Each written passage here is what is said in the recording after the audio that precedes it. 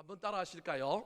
어떤 손을 가지고 있습니까? 어떤 손을 가지고 있습니까? 한 사람의 그 인생의 여정, 그 사람이 살아온 삶은 얼굴에도 나타나지만 손에도 그 여정과 그 삶의 모습이 나타난다고 많은 사람들이 이야기합니다.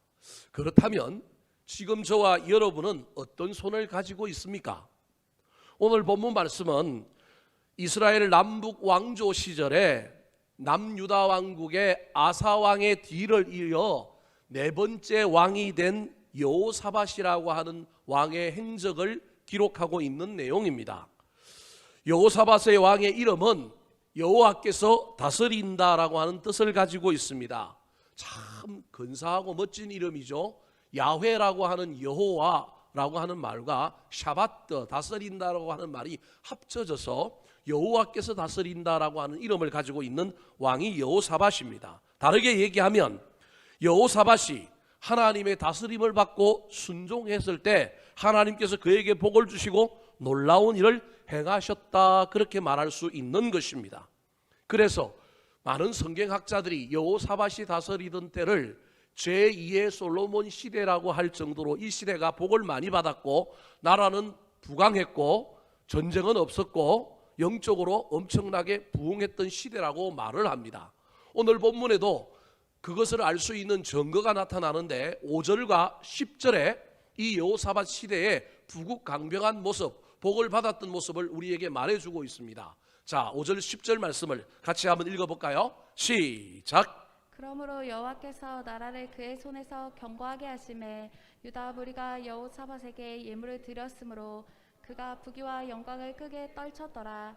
여호와께서 유다 사방의 모든 나라에 두려움을 주사 여호사밧과 싸우지 못하게 하심에 5절에 보니까 부귀와 영광을 크게 떨쳤다, 형통했다, 너무너무 나라가 문제없이 잘 굴러갔다라는 말입니다. 10절은 국내의 문제뿐만 아니라 대외적인 문제 속에서도 주변에 있던 유다 사방에 있는 모든 나라들이 여호사밧이 다스리던 이 유다 왕국을 무서워하여 감히 쳐들어오고 전쟁할 마음을 먹지 못하게 하여 안으로는 나라가 평안하고 잘 살았을 뿐만 아니라 외적의 침입이 없는 부국강병한 나라를 만들었다, 그렇게 표현하고 있습니다. 그렇다면 왜 여호사밧 왕 때 이런 일이 일어났을까요? 오늘 보면 5절을 보면 여호사밧 왕 때 부국강병이 일어났던 이유를 손과 관련하여 표현하고 있습니다. 자, 5절 말씀 한번 보여주실까요? 자, 5절에 보면 파란색 글씨를 염두에 두면서 한번 읽어볼까요? 시작. 그러므로 여호와께서 나라를 그의 손에서 견고하게 하심에 유다 무리가 여호사밧에게 예물을 드렸으므로 그가 부귀와 영광을 크게 떨쳤더라. 부귀와 영광을 크게 떨쳤던 이유는 하나님께서 여호사밧의 손을 사용하셔서 나라를 견고하게 하시고 복을 주셨기 때문에 그런 일이 일어났다라는 겁니다. 손은 인생을 통칭하는 대표로 지금 설명되고 있는 겁니다. 여호사밧이라고 하는 한 인생을, 특별히 그 인생 중에 손을 사용하셔서 나라를 견고하고 나라를 형통하게 했다라는 겁니다. 하나님께서 여호사밧의 손을 사용하셨다라는 말입니다. 그렇다면 왜 하나님께서는 여호사밧의 손을 사용하셨을까요? 도대체 그의 손은 어떤 손이었길래 하나님께 쓰임을 받았을까요? 저와 여러분도 복을 받고 형통해지려면 우리의 손을 어떤 손으로 만들어야 할까요? 첫 번째입니다. 따라하시겠습니다. 오직 하나님께 구하는 손입니다. 오직 하나님께 구하는 손입니다. 세상적인 관점에서 볼 때 손과 관련된 제일 큰 이미지는 이 손은 무엇을 하는 손이냐 하면 일을 하는 손입니다. 발로 일하는 사람들도 있지만 대체로 일을 할 때 뭘로 해요? 손으로 일을 합니다. 하나님의 포도원인 이 세상에서 우리는 손으로 일할 때 이 손이 능력이 있어야 합니다. 이 손이 일하는 쓸모 있는 손이어야 합니다. 수고하고 애쓰는 손이어야 합니다. 하지만 간혹 육신에 문제가 있어서 손에 어려움이 있는 사람들이 있을 수 있습니다. 신약 성경에 보면 한쪽 손이 마비가 되어 손 마른 자를 예수님께서 고쳐주신 이야기가 나옵니다. 오늘날로 치면 중풍이나 뇌출혈, 뇌졸중으로 인하여 한쪽 손이 마비된 경우일 것입니다. 이 경우 일하고 싶지만 육신적인 질병으로 어쩔 수 없이 일할 수 없는 손이 된 것입니다. 문제는 육신의 질병이 아님에도 불구하고 일하는 손이 아니라 영적으로 마비된 손을 가지고 있는 사람들이 현대에 얼마나 많이 있는지 모릅니다. 시리와 낙심, 원망과 불평, 두려움에 사로잡혀 있는 손, 그래서 일하지 않고 힘이 없고 능력이 없는 손을 가지고 있는 사람들이 얼마나 많은지 모릅니다. 열심히 일하는 손, 강한 손, 능력 있는 손이 아니라 늘어뜨려져 있는 손, 무기력한 손을 가지고 있는 사람들이 오늘날에도 수없이 있습니다. 손은 손 자체로 일을 하기도 하고 손 자체로 힘을 잃기도 하지만 손은 어디에 지배를 받느냐 하면 마음의 지배를 받습니다.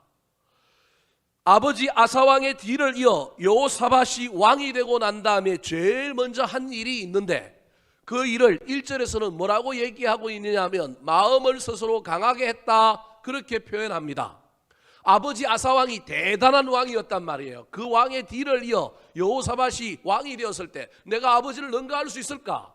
아버지가 나라를 이렇게 튼튼하게 만들어놨는데 내가 이거 말아먹는 건 아닐까? 그래서 이 마음에 두려움, 염려가 찾아오니까 마음이 손을 지배하니까 손이 일을 해야 되는데 아버지 뒤를 이어 일을 하고 나가야 되는데 일을 하지 못하고 막 주저하고 선택하지도 못하고 결정하지도 못하고 뭔가를 하지 못하고 있을 때 이 여호사밧이 먼저 마음을 다스리기 시작합니다. 1절 말씀 같이 한번 읽어볼까요?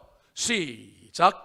아사의 아들 여호사밧이 대신하여 왕이 되어 스스로 강하게 하여 이스라엘을 방어하되. 스스로 강하게 했다라고 하는 저 말을 리더십에서는 뭐라고 얘기하느냐 하면 셀프 리더십이라고 합니다. 어떤 사람들이 위기와 환란의 상황 속에서 힘을 얻고 뭔가를 할 때는 누군가가 그걸 공급해 주거나 뭔가를 깨달음이 있거나 누군가가 도와줬을 때 그 힘을 입어서 우리가 복원하고 힘을 내고 일어설 때도 있지만 리더십이 아주 강한 사람, 내면이 아주 강한 사람은 외부에서 무엇인가 들어오지 아니했는데도 불구하고 자기 스스로를 일으켜 세우는 능력이 있는 사람이 있는 거예요.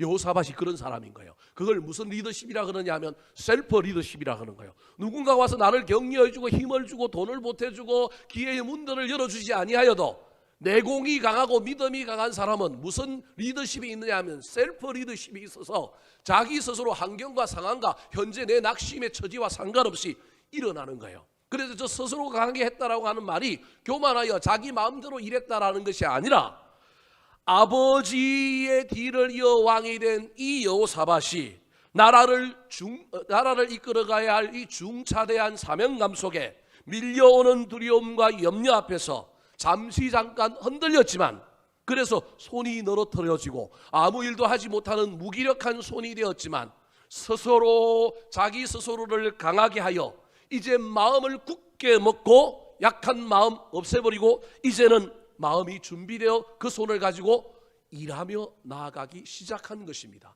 그래서 스스로 강하게 하여 이스라엘을 뭐하되?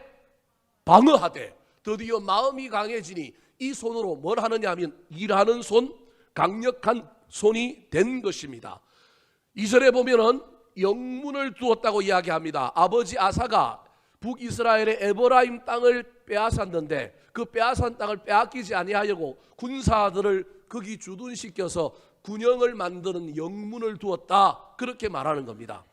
마음이 스스로 강해지니 이 손이 어떤 손이 됐느냐 하면 일하는 손이 되어서 방어하고 지키는 놀라운 일들을 감당하기 시작한 것입니다.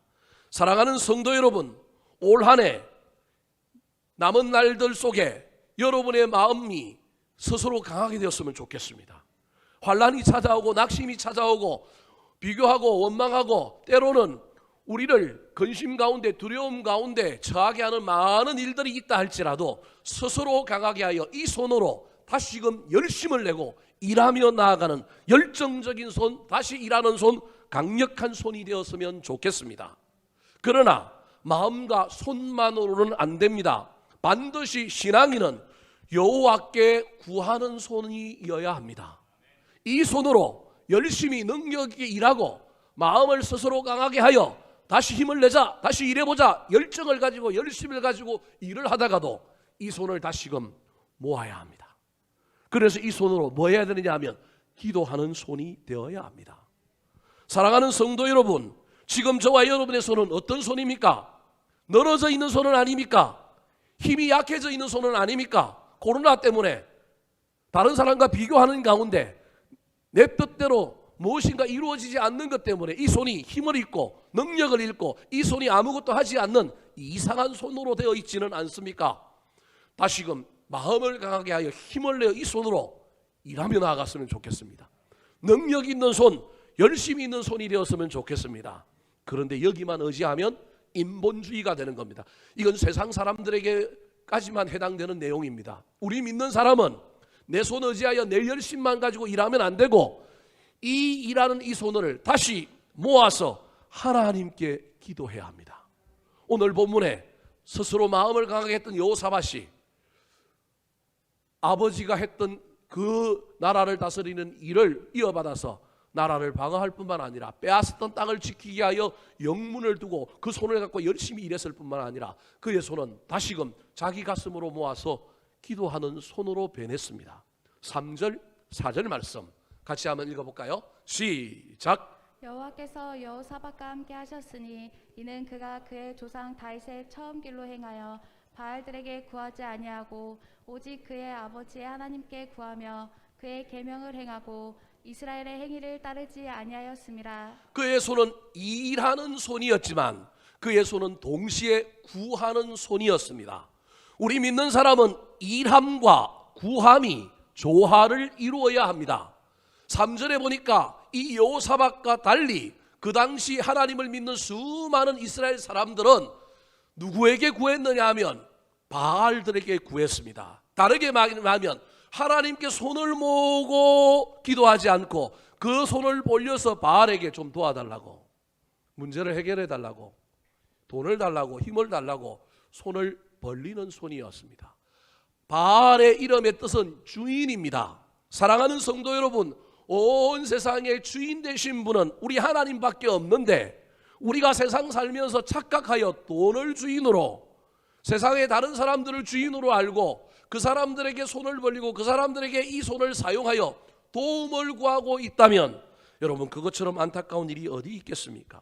지금 우리가 살고 있는 이 세상에도 수많은 바알들이 있습니다. 많은 주인들이 있습니다. 그러나 주인이라고 다 주인입니까? 아닙니다. 오직 한 분, 하나님만 주인이신 줄 알고 우리의 손은 다른 데 벌리지 말고, 사람에게도 벌리지 말고, 사람에게 벌린다 할지라도 그 손을 먼저 모아서 누구에게 구해야 되느냐 하면 하나님께 구해야 합니다. 많은 이스라엘 왕들은 하나님 한 분이신 그 주인을 버리고 다른 나라에게, 다른 왕들에게 손을 뻗어서 구했습니다. 그러나 여호사밧은 절대로 세상과 다른 사람과 다른 주인에게 손을 뻗지 않고 오직 한 분이신 하나님 앞에 이 손을 모으며 나아갔습니다. 상반기를 마감하는 이 6월에 저와 여러분의 손은 어떤 손인지 한번 냉정하게 점검해 보시기 바랍니다. 혹시 너무 많은 것을 움켜쥐고 있는 손은 아닙니까? 손가락질하고 판단하고 정죄하고 있는 손은 아닙니까? 폭력이 가득한 위험한 손은 아닙니까? 세상의 바알들을 향하여 손을 내밀고 있지는 않습니까? 유일하게 해야 할 그 한 가지를 잊어버리고 엉뚱한 데 이 손을 쓰고 있지는 않습니까? 일을 하다가도 때로는 세상 사람들에게 손을 내민다 할지라도 여러분, 그것보다 가장 중요한 하나님께 손을 모으는 기도하는 손이 되시기 바랍니다. 마음을 강하게 하고 담대히 하시기 바랍니다. 하면 된다, 할 수 있다, 해보자 의욕을 가지고 긍정적으로 도전하며 열심히 일하는 손이 되시기 바랍니다. 하지만 거기서 끝나지 마시고 여호사밧처럼, 다윗처럼 여호와께 구하는 아름다운 손이 되어 그 손을 들어 사용하시는 놀라운 하나님의 은혜와 역사와 기적을 체험하는 저와 여러분 되기를 우리 구주 예수 그리스도의 이름으로 축원합니다. 두 번째, 여호사밧의 손은 어떤 손이었을까요? 왜 하나님이 여호사밧의 손을 통하여 그 나라를 견고하게 하시고 그에게 복을 주셨을까요? 이 어려운 시절을 살아가는 저와 여러분의 손은 어떤 손이 되어야 할까요? 따라 하시겠습니다. 제하여 버리는 거룩한 손입니다. 제하여 버리는 거룩한 손입니다. 여호사밧의 손은 막연히 하나님의 도움만을 기다리고 축복만을 기다리는 그런 손은 아니었습니다. 신앙생활 할 때 간혹 오해하는 건 나는 기도만 하고 아무 일도 하지 않는 것을 영적이고 신앙적인 일이라고 생각하는 사람들이 간혹 있습니다. 여러분, 그건 옳은 신앙생활의 태도가 아닙니다. 내 힘만 의지하여 열정적인 열심과 능력으로 일만 하는 것도 문제지만 여러분, 구하기만 해도 안 됩니다. 열정적으로 일하십시오. 일함과 구함이 조화를 이루어야 합니다. 그런데 일함과 구함만 있으면 안 되고 그 다음에 뭐가 있어야 되느냐 하면 행함이 있어야 합니다. 일함과 구함과 행함이라고 할 때 이 행함은 기도하는 가운데 하나님께서 나한테 너 뭐 좀 해라는 거예요. 기도는 일방적인 것이 아닙니다. 내가 하나님께 기도하면 기도는 상호 인격적인 관계 속에서 소통이 일어나는 것이 기도입니다. 내가 하나님께 뭘 달라고 기도하면 하나님께서 주시기도 하고 때로는 하나님께서 나한테 음성을 들려주시기도 하고 기도하는 가운데 하나님의 뜻을 분별하여 내가 일하다가 일함과 구하다가 구함과 하나님의 음성을 듣고 하나님의 뜻을 깨달아 하나님의 원하신 일을 합니다. 그래서 그 하나님의 원하시는 일 중에 하나가 야, 내가 네 인생의 환경에 삶의 변화를 일으켜 줄 테니 너는 네 인생의 변화를 좀 일으켜. 내가 문제를 해결해 줄 테니 너는 너를 좀 바꿔. 네 안에 있는 거룩한 것이 없어. 너의 거친 형상들이 있어. 나한테 좀 부족한 것이 있어. 너 가치관이 좀 문제가 있어. 그걸 좀 바꿔. 죄를 좀 버려. 우상을 버려. 내가 기뻐하는 건 이런 거니까 이런 걸 좀 해. 라고 하는 하나님의 음성을 기도하는 중에 듣고 그것을 순종하며 나아가는 뭐가 있어야 되느냐 하면 행함이 있어야 하는 겁니다. 여호사밧은 일하는 손으로 마음을 스스로 강하게 하여 열심히 일을 하다가 일만 한 것이 아니라 손을 모아서 하나님께 구하였습니다. 나라를 잘 다스리게 하려고, 내가 왕이 잘 되게 해달라고, 내가 하는 일에 복을 달라고. 그런데 그때 하나님의 음성을 듣고 그 음성에 순종하여 행하였습니다. 일함과 구함과 행함이 조화를 이룬 사람입니다. 그가 어떻게 행했을까요? 4절 말씀 같이 한번 읽어볼까요? 4절입니다. 시작. 오직 그의 아버지 하나님께 구하며 그의 계명을 행하고 이스라엘의 행위를 따르지 아니하였습니다. 저기에 행하고 따르지 아니하였습니다. 따라야 할 건 따르고 따르지 아니해야 할 건 안 따르는 거예요. 하나님의 말씀을 따르는 거예요. 기도하기만 하는 것이 아니라 일만 하는 것이 아니라 일하고 기도하다가 말씀을 붙들고 살려고 애를 쓰는 말씀의 행함. 그 행함 속에 하나님의 음성을 듣고 순종하는 순종의 행함이 6절에 나옵니다. 자, 6절 말씀 같이 한번 읽어볼까요? 시작. 그가 전심으로 여호와의 길을 걸어 산당들과 아세라 목상들도 유다에서 제거하였더라. 저기 보니까 제거하였더라. 제거하고 버리는 손 중에 하나가 어떤 손이냐면 여호사밧의 손인 겁니다. 제가 지금 우리 손이 가지고 있는 것을 가지고 여러분에게 설교하고 있는데 손은 긍정적인 요소도 있지만 부정적인 요소도 있습니다. 아까 첫 번째 열심히 일하는 손이 있는가 하면 그 손이 게으른 손, 힘이 없는 손, 늘어진 손, 그런 손이 있는 거예요. 지금 두 번째 제가 말하는 손의 긍정적인 것은 내 안에 있는 더러운 것, 악한 것, 연약한 것을 제하여 버리는 손이지만 이 손이 제하여 버리지 않고 움켜쥐고 있는 손이 될 수도 있습니다. 손과 관련된 언어 중에 여러분 우리나라 사람들이 가장 좋아하는 손이 있는데 무슨 손이 있는지 알아요? 큰 손이라는 게 있어요. 큰 손. 큰 손은 뭐예요? 움켜쥐는 거예요. 여러분 움켜쥐어야 할 걸 움켜쥐어야 되는데 엉뚱한 것을 움켜쥐고 있으면 안 됩니다. 그래서 우리의 손은 여러분 움켜쥐기도 해야 되지만 때로는 내 안에 있는 것들을 버릴 수 있어야 합니다. 제거하여 버리는 거룩한 손, 깨끗한 손이 되어야 됩니다. 하나님의 말씀을 붙들고 행하다가 그 행함 속에 하나님의 음성을 듣고 은혜를 받고 깨달음을 받으면 나한테 불필요한 것, 나한테 부족한 것, 여러 가지 제약의 요소들을 버려야 하는 것입니다. 여호사밧은 그 나라에 우상이 가득한 것을 보았습니다. 하나님께 기도한다고 오늘날 기도원에 해당되는 산당을 만들었는데 백성들이 산당에서 하나님 찾거나 하나님을 부르거나 하나님께 기도하지 않고 바알을 갖다 놓고 아세라를 갖다 놓고 거기서 우상을 숭배하고 있었습니다. 아, 저걸 우리 하나님이 버리라고 나에게 얘기하는구나. 그래서 움켜쥐는 것이 아니라 제거하고 버리는 거룩한 손, 깨끗한 손이 된 것입니다. 사랑하는 성도 여러분, 지금 저와 여러분이 버려야 할 것들은 무엇입니까? 일함과 구함과 행함의 조화 속에, 그 행함 속에 우리가 해야 할 일들을 이 손이 찾아서 하나님을 기쁘시게 하고 하나님을 복되게 하는 귀한 손이 되어 버려야 할 것, 제하여 버려야 할 것 잘 구별하여 그것을 없앰으로 말미암아 내 손이 깨끗한 손 될 때 하나님께서 내가 하나님 손 잡지 아니하더라도 하나님이 내 손 잡아서 그 손을 통하여 놀라운 일을 이루는 것을 경험하는 저와 여러분 되기를 우리 구주 예수 그리스도의 이름으로 축원합니다. 세 번째, 여호사밧의 손은 어떤 손이었길래 하나님이 그 손을 통하여 나라를 경고케 하시고 그 백성들에게 복을 주셨을까요? 첫 번째 손이 무슨 손이었다고요? 구하는 손입니다. 구하는 손. 일하는 손이어야 하는데 스스로 마음을 강하게 하여 일만 한 것이 아니라 일을 하면서도 뭐 해야 된다고요? 구해야 합니다.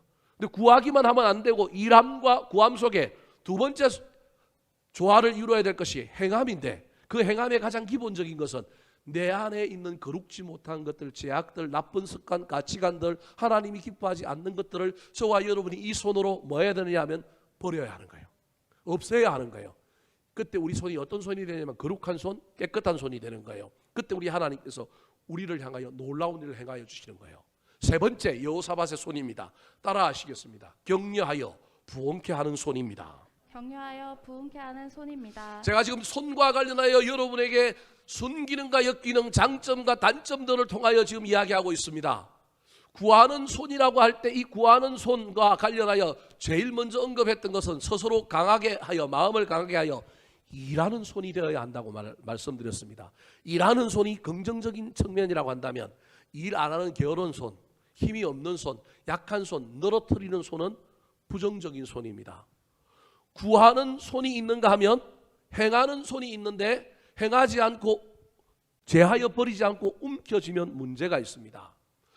손의 또 다른 상징 중에 하나가 여러분 손과 관련하여 참 재미있는 것 중에 하나가 있는데 그게 뭐냐 하면 악수입니다. 악수. 이 손으로 뭘 하여?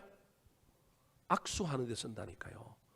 우리 그리스도인들은 이 손을 가지고 기도하는 데 써야 하고요. 세상 사람들과 우리는 이 손을 가지고 일하는 데 써야 된다니까요.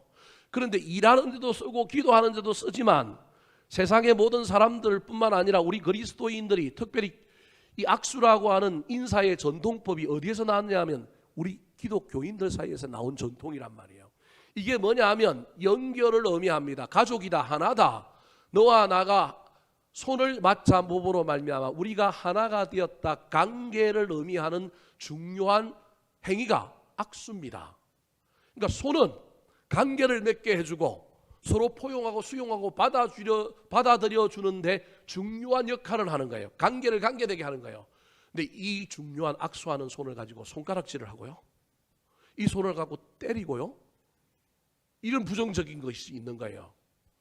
손을 가지고 악수하는 긍정적인 측면이 있는가 하면 이 손을 가지고 그 다음에 어떻게 할까요? 팔짱도 껴요. 그죠? 그 다음에 뭐도 해요? 어깨 동무도 해요. 누군가가 외로워하고 누군가 힘들어하고 누군가가 막 지쳐있을 때 그 동을 어떻게 해요? 토닥토닥 그래서 뭐 해줘요? 격려도 해요. 내가 산을 올라가는데 내가 앞에 가는데 뒤에서 낑낑거리고 헤매고 있으면 이 손을 잡아서 어떻게 해요? 끌어 당겨주고 세워줘요. 내가 뒤에 있는데 앞 사람을 좀 돋보이게 만들려고 내가 이 손을 가지고 그 사람을 뒤에서 뭐도 해줘요? 밀어도 줘요. 여호사밧이 지금 제가 말하는 이 순기능 중에 이런 손을 가졌다라는 거예요. 자기 혼자 하나님께 복을 받아서 나라를 경고케 하고 복을 받는 걸 넘어서서 하나님을 섬겨보니 하나님이 자기에게 복을 주시는 이 놀라운 일들을 경험하고 난 다음에 나만 복을 받을 것이 아니라 내가 다스리는 모든 나라의 백성들도 복을 받았으면 좋겠다.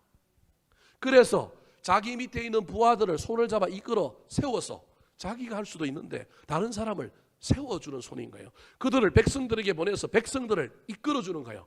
백성들을 위로하는 거예요. 백성들을 격려하는 거예요. 그래서 백성들도 복을 받게 해주는 공동체의 부흥을 이끄는 놀라운 손의 주인공이 누구냐 하면 바로 여호사밧의 손인 거예요. 이 손으로 정죄하고 두드리 패고 편을 가르는 손이 아니라 이 손으로 이끌고 세우고 위로하고 격려하고 더 공동체를 복되게 하는 손으로 사용한 사람이 누구냐 하면 여호사밧인 거예요. 자, 7절 말씀 같이 한번 읽어볼까요? 7절 시작. 그가 왕위에 있은 지 3년에 그의 방백들 베나엘과 오바댜와 스가랴와 느다넬과 미가야를 보내어 유다 여러 성읍에서 가르치게 하고 왕이 된 지 3년 만에 그가 영적인 진리를 깨달은 거예요. 영적인 원리를 깨달은 거예요. 그가 마음을 스스로 강하게 하여 열심히 일하다가 어려운 일을 부딪힐 때마다 구하고 일함과 구함 가운데 하나님의 음성을 듣고 하나님의 뜻을 분별하여 하나님이 원하시는 것을 행함으로 제하여 버리고 거룩하게 했더니 하나님께서 자기에게 뭘 주셨다고요? 부귀와 영광을 떨치게 하고 백성들에게 존중을 받고 막 이런 일들을 경험하고 나니까 야, 이거 나만 복을 받아서 안 되겠고 우리나라 전체가 복을 받았으면 좋겠고 교회 전체가 복을 받았으면 좋겠고 우리 백성들도 복을 받았으면 좋겠는데 어떻게 하면 될까? 그때 그가 생각해낸 것이 뭐냐면 사람들을 세워서 이 사람들에게 내가 받은 은혜, 내가 받은 원리를 전파하자. 그 원리의 핵심은 뭐냐 하면 말씀인 거예요. 그 원리의 핵심은 뭐냐면 예배인 거예요. 말씀과 예배를 통하여 하나님께 기도하고 하나님의 뜻을 행하고 하나님의 음성을 듣는 가운데 순종하고 나아가면 놀라운 복을 받을 거다. 그래서 방백들을 세워서 여러 유다 성읍의 백성들에게 가서 하나님의 말씀을 가르치게 한 거예요. 방백들만 보냈을까요? 사람을 세우는데 방백들만 세우지 아니하였습니다. 8절 같이 한번 읽어보겠습니다. 8절 시작. 또 그들과 함께 레위 사람 스마야와 느다냐와 스바랴와 아사엘과 스미라못과 여호나단과 아도니아와 도비야와 도바도니아 등 레위 사람들을 보내고 또 저희와 함께 제사자 엘리사마와 여호람을 보내었더니 여러분 대단합니다. 외국어를 잘 읽었습니다. 저 이름만 나오면 저 어떻게 저걸 읽어요? 그죠? 외국어나 마찬가지죠. 성경을 읽다 보면 때로는 이런 어려운 부분이 있는데 잘 읽으면 복을 받을 줄 믿습니다.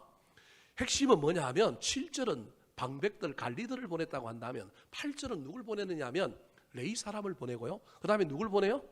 제사장을 보낸 거예요.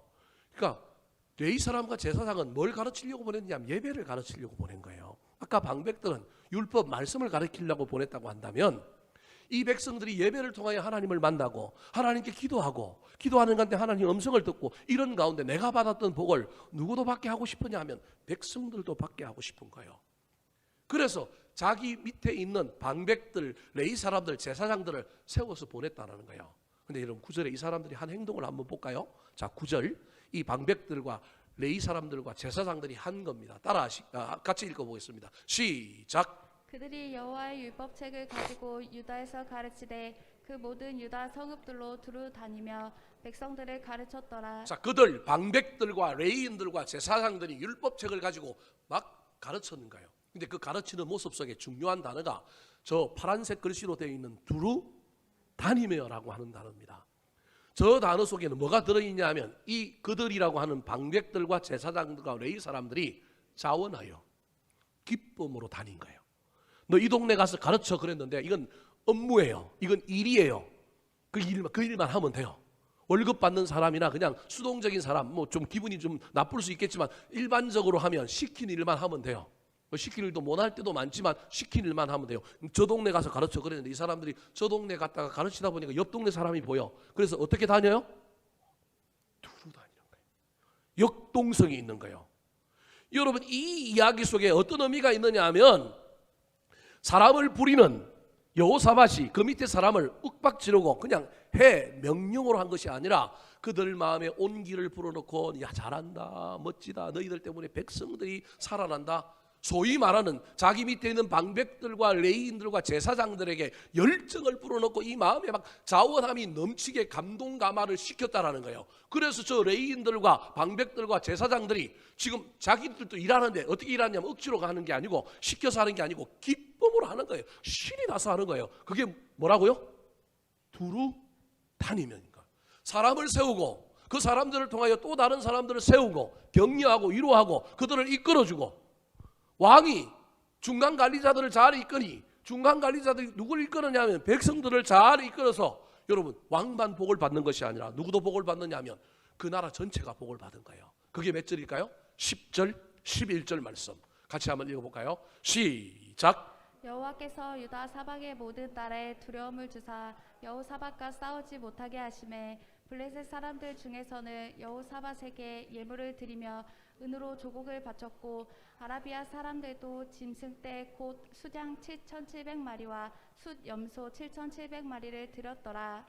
서론에서 5절과 10절을 같이 읽어놓으니까 그 일이 동시에 일어난 일로 우리는 이해했단 말이에요.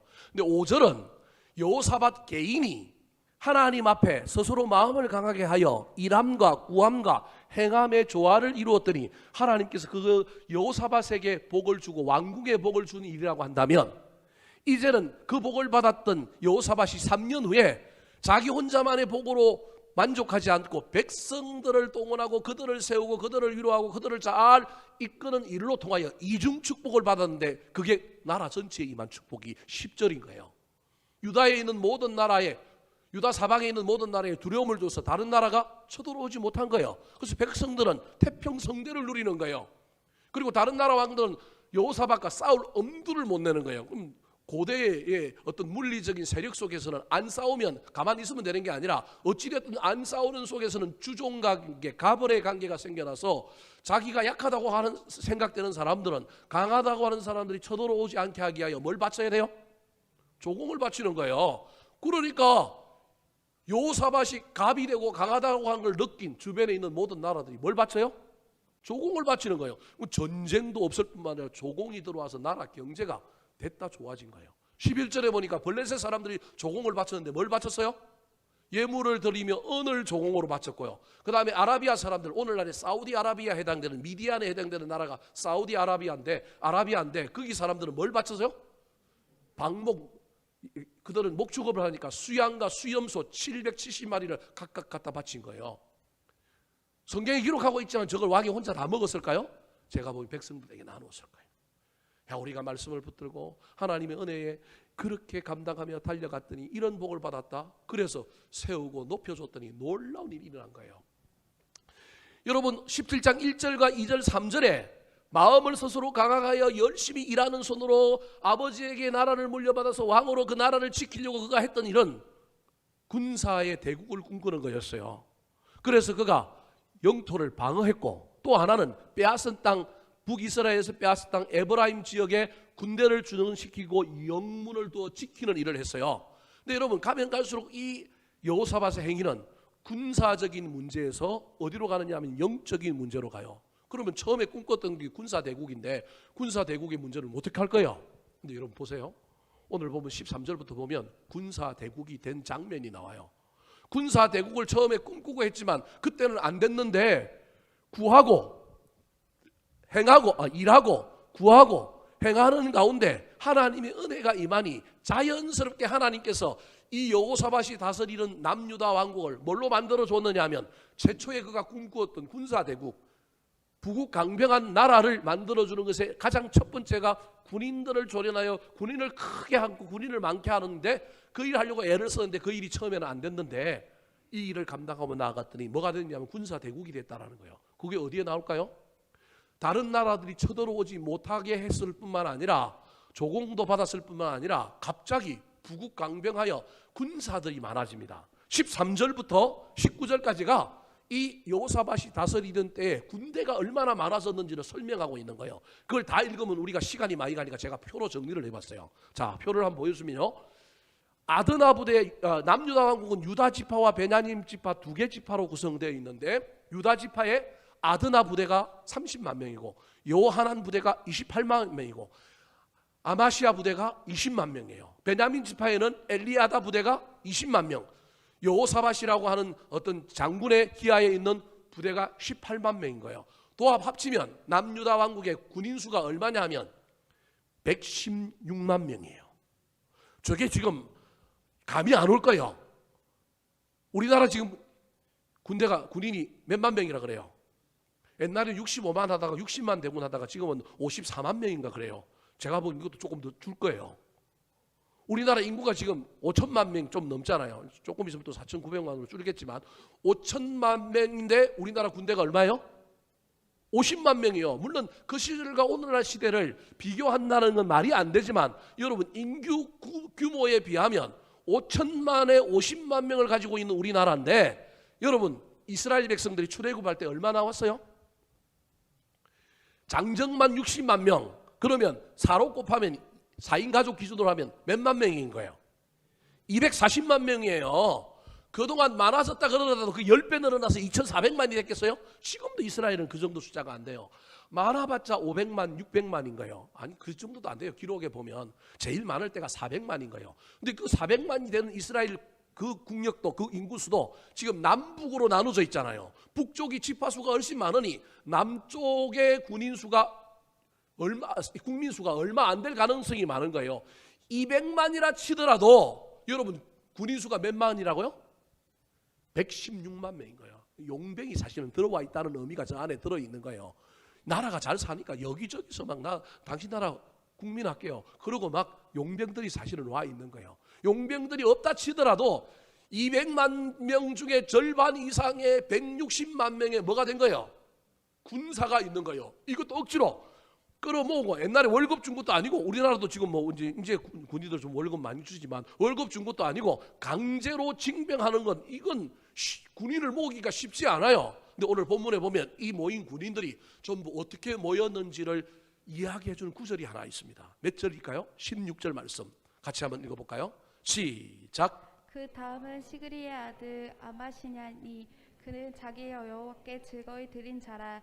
큰 용사 20만 명을 거느렸고 아까 유다 지파 중에 아마시아 부대가 있는데 이 부대에 20만 명의 사람들이 아마시아라고 하는 장군을 따르는 거예요. 이 장군이 그가 자기를 여호와께 즐거이 드린 자라는 거예요.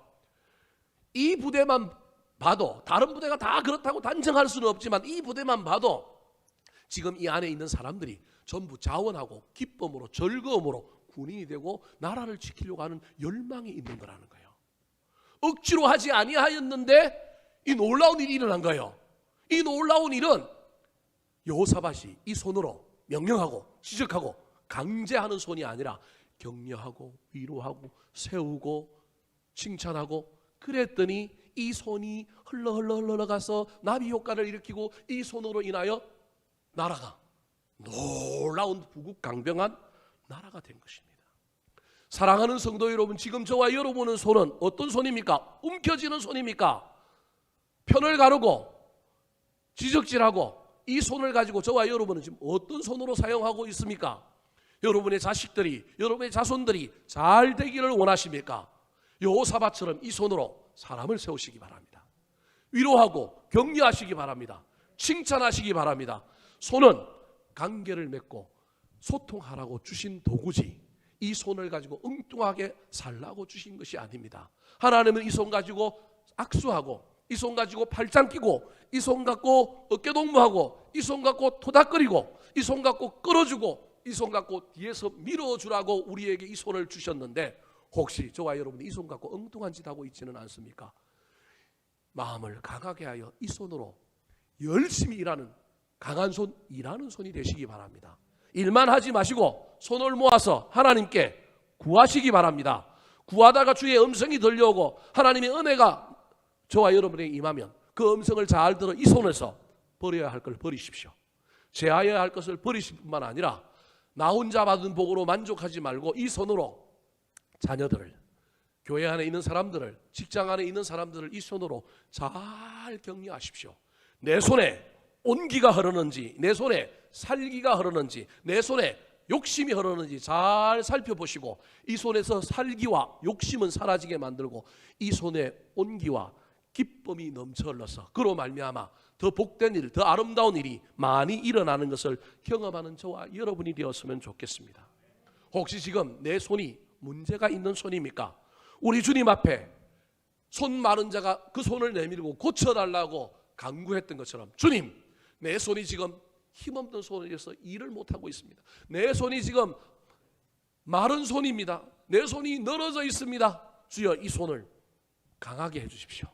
이 손으로 일하게 해주십시오. 이 손으로 기도하게 하여 주시고, 이 손으로 없애게 하여 주시고, 이 손으로 격려하고 칭찬하고 축복하고 보듬고 소통하는 손이 되게 도와주시어서 나도 복을 받고 내 주변에 있는 많은 사람들이 복을 받고 행복해지는 놀라운 일들이 일어나게 해달라고, 우리 주님 앞에 내 손 고쳐달라고 기도하며 나아가는 저와 여러분 되기를 우리 구주 예수 그리스도의 이름으로 축원합니다.